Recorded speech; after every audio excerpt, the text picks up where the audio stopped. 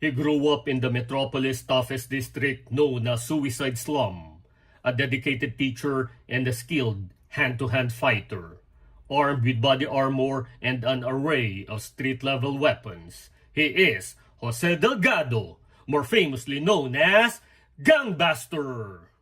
I'm the Markman, and today we're going to unbox and review McFarlane DC Multiverse figure of Gangbuster.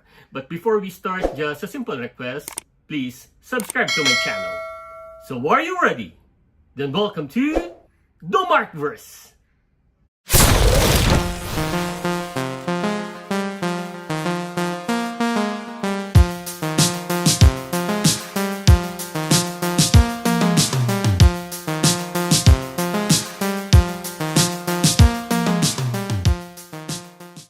When McFarlane started doing the DC Multiverse line, they only usually do the mid to high tier characters. And I'm glad McFarlane already creates not that universally famous ones like Guardian, Agent Liberty, and of course, Gangbuster. In terms of faithfulness to his comic design, this seems accurate.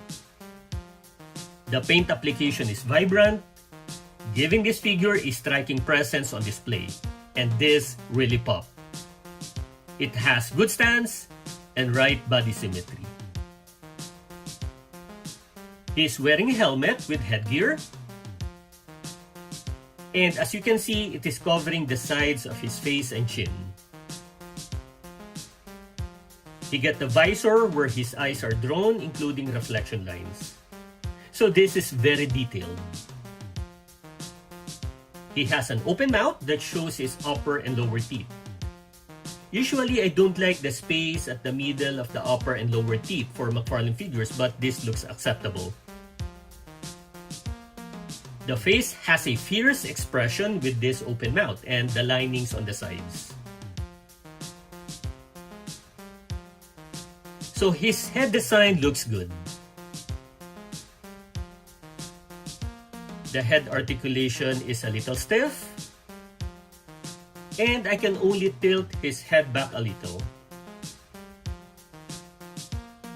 The collar is soft.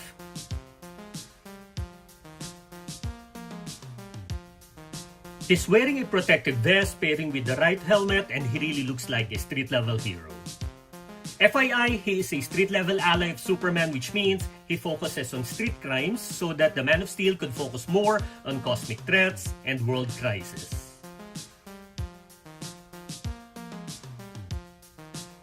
Most of the sculpt feels smooth, except for the line detailing along his sides. The arms can rotate fully, though the motion shifts slightly off angle once it brushes against this section. This part of the vest is soft. It has bicep swivel, double jointed elbow, and wrist articulation.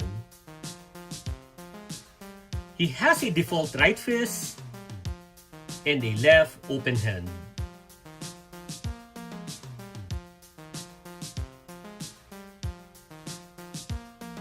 His Gangbuster symbol is neatly painted.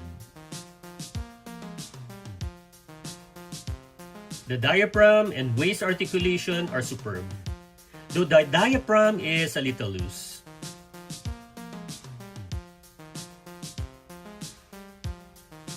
One standout detail in his costume is the holster designed for his nunchucks. At least it appears to function that way. Adding to the look is a chain wrapped around his waist, which enhances the overall aesthetics.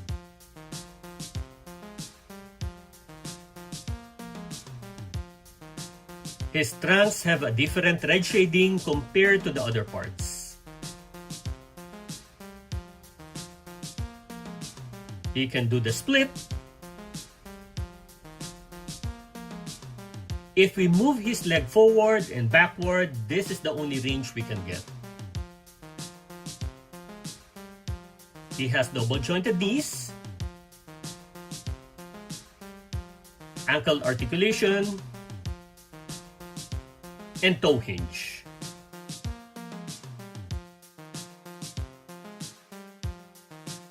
For the accessories, we have a base, then the art card,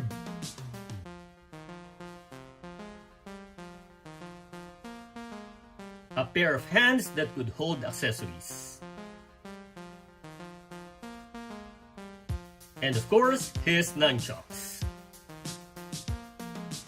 What I really like here is that they did not settle for plastic chains. Instead, they use metal-plated materials, which makes them sturdier and way more flexible. You can swing them naturally, and it feels like the real thing. It elevated his figure. So that's the accessories.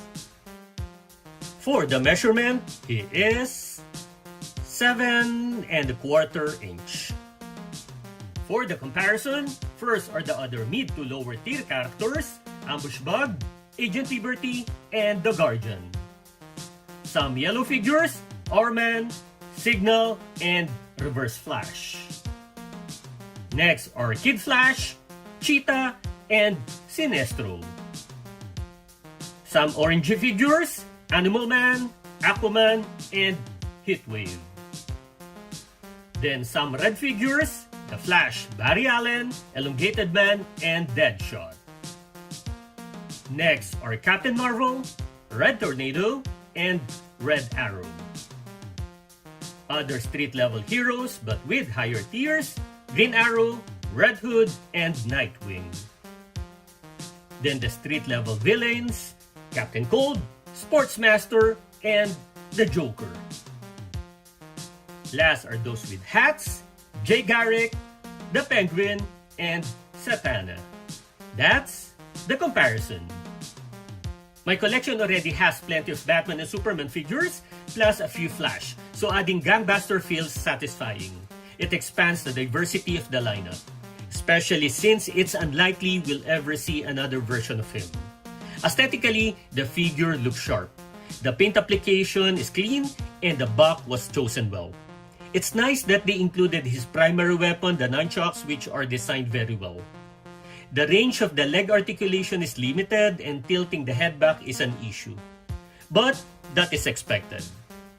Given that this is likely the only release McFarlane will produce, and Mattel might not offer this character, you'll want to grab this one, especially if you are a completionist.